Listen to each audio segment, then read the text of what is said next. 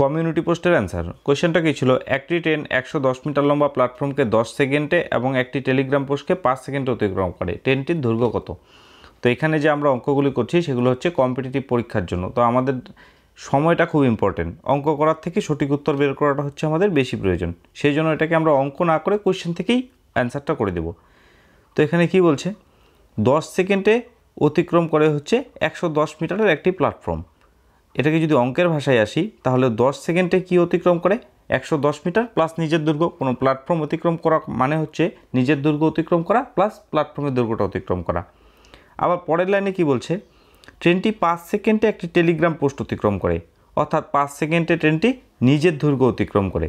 এবার যদি আমরা এই লাইনটাকে ভালো করে লক্ষ্য করি, এখানে কি বলছে, 10 সেকেন্ডে 110 মিটার আর নিজের দৈর্ঘ্য অতিক্রম করে, আর শেষ লাইনটাতে আছে হচ্ছে 5 সেকেন্ডে নিজের দৈর্ঘ্য অতিক্রম করে। তো এই দুটো লাইন থেকে আমরা ক্লিয়ারলি বুঝতে পারছি, প্রথম 110 মিটার 5 সেকেন্ডে অতিক্রম করে আর নিজের দৈর্ঘ্যটা 5 সেকেন্ডে অতিক্রম করে। তো এখান থেকে লিখতে পারি ট্রেনটি 5 সেকেন্ডে 110 মিটার অতিক্রম করে। এবার এই দুটো লাইনকে যদি ভালো করে লক্ষ্য করি, ট্রেনটি 5 সেকেন্ডে নিজের দৈর্ঘ্য অতিক্রম করে, আবার 5 সেকেন্ডে 110 মিটার অতিক্রম করে।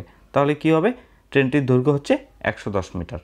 এবার যদি অঙ্ক করে করতে যাই তাহলে কি হবে, কোয়েশ্চেনটা আবার তুলে দিলাম। ধরি ট্রেনটির দৈর্ঘ্য হচ্ছে এক্স মিটার, তাহলে 10 সেকেন্ডে অতিক্রম করবে প্ল্যাটফর্মের দৈর্ঘ্য প্লাস নিজের দৈর্ঘ্য 110 প্লাস এক্স মিটার। 1 সেকেন্ড অতিক্রম করবে 110 প্লাস এক্স বাই 10। একইভাবে 5 সেকেন্ড অতিক্রম করে এক্স মিটার, মানে হচ্ছে 5 সেকেন্ডে নিজের দৈর্ঘ্যটা অতিক্রম করে, টেলিগ্রাম পোস্টটিকে যেহেতু অতিক্রম করে, তাহলে 1 সেকেন্ডে অতিক্রম করবে এক্স বাই 5 মিটার।